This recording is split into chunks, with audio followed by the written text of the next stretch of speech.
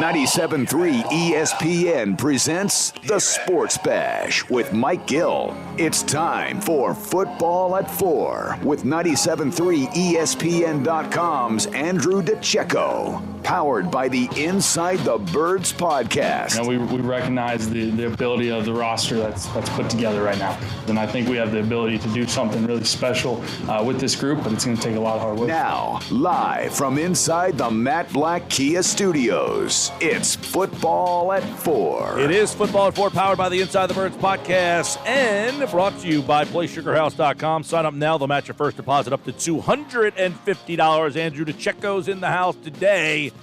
Yeah, boy, Jim Schwartz was in the house today as well, and he had a lot of, interesting things to say. Did he clear up anything from the Eagles' loss and that defense? Nate Gerry, that final touchdown from Chase Claypool. We'll bring Andrew DiCecco in and see what he had to say about the comments today from Jim Schwartz, who was grilled on a lot. I don't know that he gave us much, but we'll get Andrew's take on it all right now on Football at 4 here on the Sports Bash. And Andrew, welcome back on a Tuesday. We got Tuesday Night Football tonight, by the way. Listen to the game on 97.3 ESPN. All right, so today, Jim Schwartz, he was asked right out of the gates, should you have called a timeout? Should Rodney McLeod shade it closer to that side? Should Nate Gerry have backed up more? What should have happened on that play? And he really danced around it and really it didn't seem that he played blame on anybody, Andrew. No, he didn't give a definitive answer as far as whose assignment that was. Was that the right play call? Should there have been a timeout called? He didn't answer much. He answered it without answering it. But, he didn't really throw anybody under the bus or anything like that. Those are the kind of answers that I expect from Jim Schwartz at this, having been here for 5 years. You're not really going to get a whole lot. You'll get some cool anecdotes from when he talks, but you won't really get a whole lot of substance when he has his Tuesday pressers. All right, so he mentioned there's backing up is not in our lexicon when it comes to that situation. So he's saying we're trying to hold them out of field goal range. It's 3rd down and 8. The ball's on the 35-yard line. So that's still even if you get a stop there, it's a makeable field goal. Outside of getting a sack in that situation, that to me, backing up isn't in our lexicon, doesn't add up. Yeah, and I know that he mentioned that he was trying to protect his corners. Obviously, Craig James is in the game for Darius Slay. The safety position, you had Rodney McLeod there manning the center field, but you also had Marcus Epps, who had been struggling, and he probably didn't want to give that kind of responsibility to a guy like Kayvon Wallace. There wasn't a whole lot of options, and Nate Gerry ended up drawing the shortest straw, I guess, and that's kind of the way that it went. But that kind of speaks to the lack of talent that the Eagles have on the defensive side of the ball. What about the timeout? I just feel in that situation, when you know you're doomed, you have Jalen Mills trying to communicate with Nate Gerry, Rodney McLeod doing his thing. Obviously, it wasn't right. You just look at that play and something wasn't right. A timeout, I feel, was probably the most realistic option in that moment. Yeah, even watching the TV broadcast, Hunter, you could say, why isn't there a timeout being called right now? It seemed to be so obvious, but yet it wasn't called. And Jim Schwartz today said that falls on Doug Peterson. Doug Peterson's the guy that usually calls the timeouts in those type of situations. That's the closest I've seen for him to potentially throwing anybody under the bus or putting anybody under a spotlight. But obviously there wasn't a timeout called there, and the results are kind of what you would expect when you see Nathan Gerry on a wide receiver that has hurt the Eagles throughout the entire game. So. Unfortunately, there could be more of that to come here in the coming weeks because the Eagles really don't have a ton of options. All right, I want to, he mentioned that what we called was good against what they called, but Ben recognized it. Isn't that the problem, that everybody recognizes the same thing?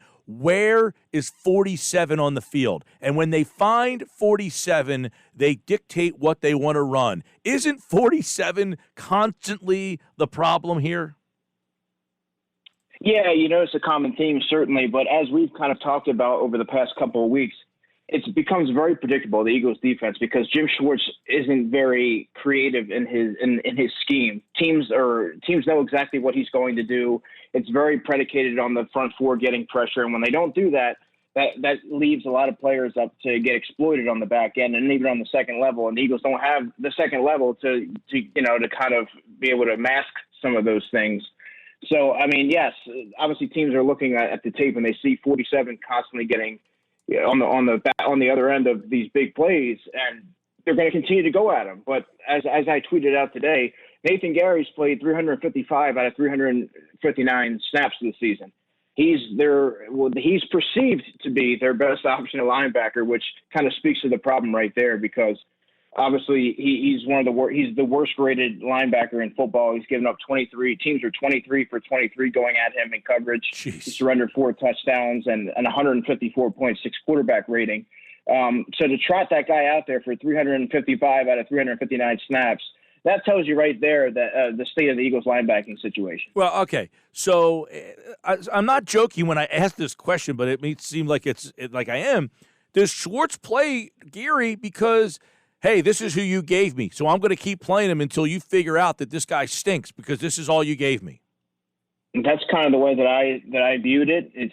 These are the guys that he has. Those are the 6 linebackers that the personnel, that's what they've given him, and he's going to keep putting them out there. Obviously, Nathan Gerry has been around. Okay, well, let me ask you this then, and I know you're a guy who knows a lot about some of these. I saw you tweet that you're more into Coastal Carolina tomorrow night than you are into tonight's game, so you know right. A lot of deep prospects, late round guys. Does he have better? Like, would they be better off letting Sean Bradley play? Would they be better off letting Alex Singleton play? Is Gerry the best option that they have, and it's just that they're bad, they don't have another option, or does he have better options? Well, at this point, they really have nothing to lose. And Sean Bradley, one of his strengths coming out of college is that he's a very sharp-minded football player. He's always finds himself to be in the right place at the right time. He's not very athletic. He doesn't move very well laterally or cover particularly well, but he's a very fundamentally sound player. He shoots the gaps. He diagnoses plays pretty quickly, and you got to see that. He only played 4 snaps on Sunday, but he made some great plays against the run. Put that guy out there and see what he could do, or at the very least take away a lot of Nathan Gerry's snaps. You know, he shouldn't be out on the field for 99% of the snaps, Nathan Gerry. Let's get Sean Bradley into the mix. Davion Taylor, I've gotten a lot of questions on him. It's hard to say if the Eagles aren't high on him. He's just simply not ready to be out there. He's a guy that has a lot of athletic ability. He runs fast, sideline to sideline, can cover very well. But he doesn't know. He hasn't played football that long. He doesn't really know. He runs fast, sideline to sideline, but he doesn't always know where he's going, and that's a big problem.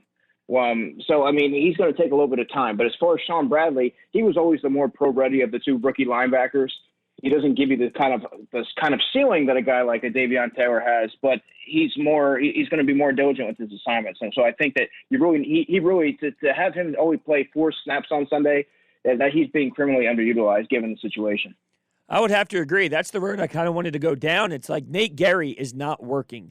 At what point? And you spit out the numbers. Those numbers, how can they look at that and not make a change? And I wonder, is this now on Doug Peterson? Can Doug Peterson, because I don't know what their relationship is right now. It seems like they're both headed in their own directions. Doug's doing the offense. Jim's doing the defense.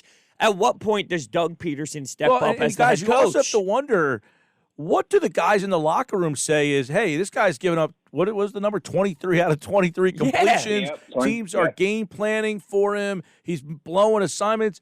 How come I can't get on the field if this guy's playing like this? That's got to be demoralizing too.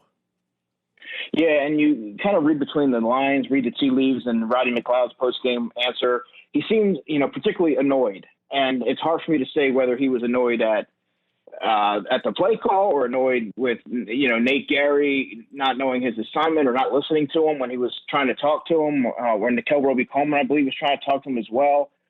But eventually, you keep trotting a guy out there. That's going to resonate with the team. It's like, look, let's give some of these young guys an opportunity here. You don't know what they can do, but they certainly, deserve an opportunity over a guy who's, just perpetually getting targeted every week in and week out. And really just, it's just not, the light's not coming on for him. He's been around since 2017. Knowing where you're supposed to be and being able to execute your assignments are 2 entirely different things. And Nathan Gerry's proven that he can't execute what they're asking him to do. So it's time to turn the reins over to some of the younger players. All right, well, let me we're just making a broad statement that, hey, teams are game planning for him. Do you see that teams are saying, hey, when they're in the film room on Wednesday, Thursday, getting ready, all right, guys, we need to find 47, and we're going, Schwartz is asked today about misdirection runs with wide receivers. The wide receivers have more rushing yards against the Eagles than running backs. That's the linebackers, right? I mean, that's your linebackers not understanding how to read that type of play. Yeah, and that also speaks to the lack of discipline that the team has as a whole. You have a very aggressive defense, but they over-pursue consistently every week, and teams see an opportunity there. They don't stay in their lanes. They're constantly find themselves out of position, and particularly the linebackers struggle from an eye discipline standpoint. And a lot of teams are cashing in on that. You saw Ray McLeod this past week, Robert Woods in week 2. It's just teams are seeing things on tape, and they're just keep executing it until the Eagles prove that they can stop them. By the way, some Eagles roster moves just came out. Speaking of a rookie that you like, Casey Toohill was just released by the Eagles. Also, Graylin Arnold, a defensive back. They have activated Will Parks for the 21-day practice window. That's good news because I think missing Parks has kind of hurt this defense a little bit. I'm interested to see what they end up doing with him. But Toohill's a guy that I know you liked. He has not been able to get in the field. But none of these moves here are helping out the biggest problem they had, which is the linebacking spot. And as you mentioned, I don't know that they have that fix on this particular team. But what do you think about Parks and how he could potentially help this team out? Well, Will Parks is lauded for his coverage ability and his versatility to align, whether it's the slot, the outside, single high safety position, come down and play, that hybrid role that Malcolm Jenkins did. Getting him into that 21-day window is huge for the Eagles, who can really use any. They've been shorthanded on defense for the entire season, so certainly adding one of the guys that have been one of the more enticing free agent signings that they had is definitely a plus. Now we got to see if it'll be as early as this week, because they could certainly use all the hands on deck against an offensive loaded Baltimore Ravens team. So we'll see here. I don't think Jalen Mills had a good game whatsoever on Sunday, but is he now your corner? Like you talk about Will Parks coming back, Avonte Maddox with the injury. I don't know if he was even that great on the outside as it is. We talk about his size all the time. Is Jalen Mills the outside guy across from Slay? Well, I think right now depending on whether or not you get Will Parks back for this week, you could see Jalen Mills as the permanent cornerback too, because like I said, Avonte Maddox, they kind of thrust him into that second cornerback role. He's not a number 2 corner. He's a slot corner. And I think next year that position will be his. But right now, he doesn't have the size or the length to match up with some of these boundary receivers. And you saw him struggle, particularly against the Rams and some of these other teams, the Bengals as well. He's kind of playing out of his element there. And I think that putting a guy like Jalen Mills, who has started a lot of games at corner, for better or for worse, he has the size, the physicality, and the football intellect to be able to execute what they're asking of him on defense. So I think that Avonte Maddox might end up seeing some more slot duties when he comes back. Granted, Will Parks can get it back on the field because you might see some Will Parks and Rodney McLeod action at safety. Yeah, I was going to follow up by saying, okay, so Jalen Mills is your outside corner. I understand his story, 7th-round draft pick. You don't expect much out of that, and you could say that he overachieved, and he is what he is, but is that good enough? Like, is Jalen Mills good enough at that outside corner spot? No. No. It's just not good enough. So, what do you do? Part of the reason. That's a big reason why they moved him to safety. He does not have the long speed or the instincts to be able to play that position at a high level, which is what the Eagles really need. And that's why they put Maddox there. He's a quick twitch player. He does have the instincts, but he doesn't have the athletic traits that you look for in a second corner. Now, let's not forget that Avonte Maddox has played safety for the Eagles. He's played the safety position fairly well in his limited sample size. So there's also that option there, because you do have 2 nickel corners right now in Roby Coleman and Trayvon LeBlanc. But it's clear to me that Jalen Mills is the best second corner that the Eagles have right now. So you might see Avonte Maddox kind of be used similarly to Will Parks as far as a movable chess piece.